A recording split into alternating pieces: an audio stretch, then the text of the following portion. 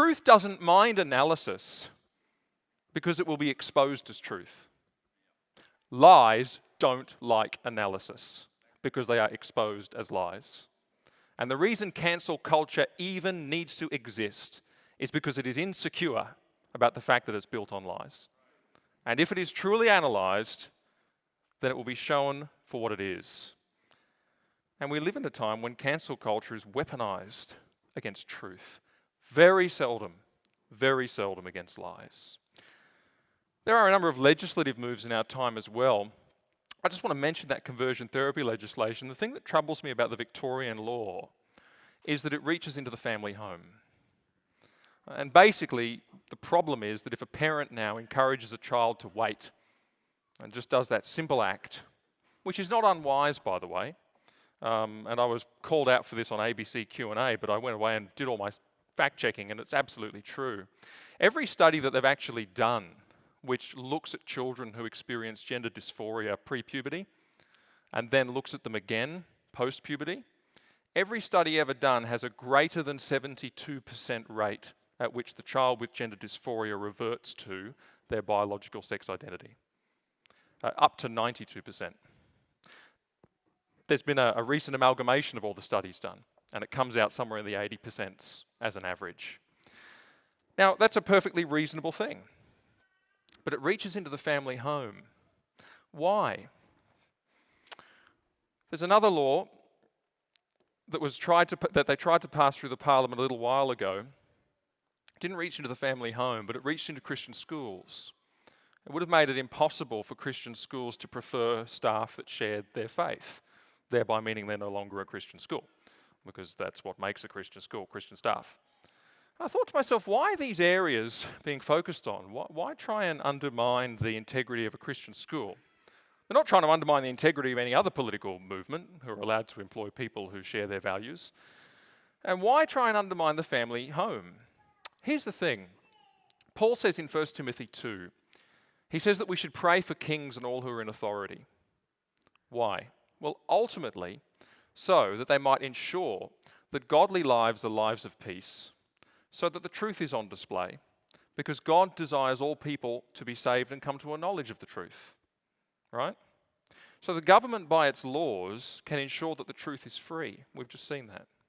The government by its laws can ensure that godliness is a state of peace for people, so that their witness can be seen and heard about in a society. What's the inverse of that? Well, you can have laws that are set up against the knowledge of the truth. It's interesting, at my Christian school, there's a lot of people who went through high school, and they weren't Christians at the start, but they were Christians at the end. There are 2 pastors of major churches in Brisbane who came from my Christian school who were not Christians when they started. They were converted at school and through the witness of the school, and now they're pastoring churches. And I can't help but think this is an opposition to the knowledge of the truth. Of course you undermine those areas if it's truth that's your target. Of course you undermine the Christian home because that's the last place of safety for a child to be trained up in the ways of God.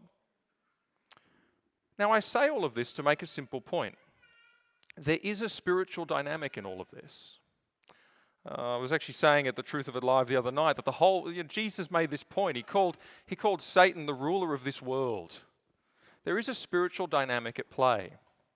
And we see here that the connecting tissue of all of this so often comes back to opposition to truth. The Apostle Paul says this is an age of opposition to truth. It's interesting, and I'll move on with this point, but it even is played out in the ideologies of the day. You think of an ideology like postmodernism, which really got a hold through the 60s, 70s, 80s in particular. People came up with it before that, but that's when it got a hold. One of the best descriptions of postmodernism I ever heard was that it killed the author. In other words, truth is not something that's authored by a higher power outside of ourselves. Truth, rather, comes up from within us and from our own subjective experiences. What does John 1 say? It says there is a great author. In the beginning was the Word. The Word was with God, the Word was God. All things were made through him and by him, and without him nothing was made that was made. It says, you know what? All reality stems from one great source. There is an author, there is a great truth. There is things about this world that are fixed and unchangeable. Postmodernism reversed the system. They said, oh no, I'm the author. My subjective experience creates truth. And all of a sudden, we're not in a situation where truth is honoured and believed in. We're in a situation where the best we can say is that there is such a thing as my truth. You hear that so often these days. People say to me sometimes, I'm so encouraged that you stand for your truth. I'm sitting there thinking, why does that encourage you?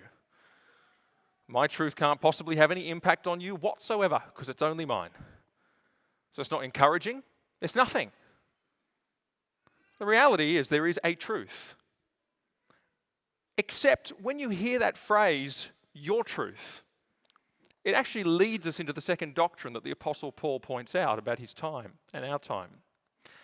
Verse 25, he says, they exchanged the truth about God for, and the Greek is actually the lie. So this is the greatest lie of all. They exchanged the truth about God for the lie and worshipped and served the creature rather than the Creator, who is blessed forever. I want to make this point. The ultimate creature worship is the worship of the self. And there is no more contemporary statement than that, what Paul has just written. This is not ancient Rome.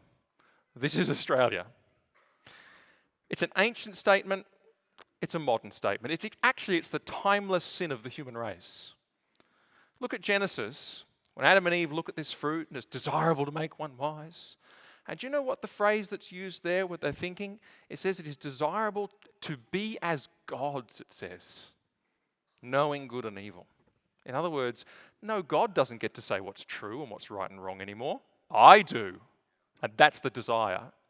It's the timeless sin of the human race. Do you know, I heard a great example once. You imagine that there's a planet somewhere in outer space, and these aliens are very advanced in their technology, and they know about planet Earth, and they know that it's populated. And they decide that they're going to send a research mission to Earth. And that research mission, those researchers, those alien scientists, they've got a bunch of questions to answer. And one of the questions they have to answer is, what do these people worship?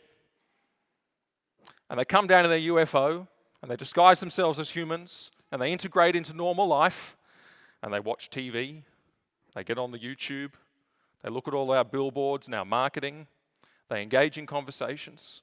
And you know, they might go to a gym, and it might say, be the best you can be on the wall. Or, you are beautiful, believe it. Or they might go and read the newspaper like I did the other day, and there was a profile of a very successful woman in there.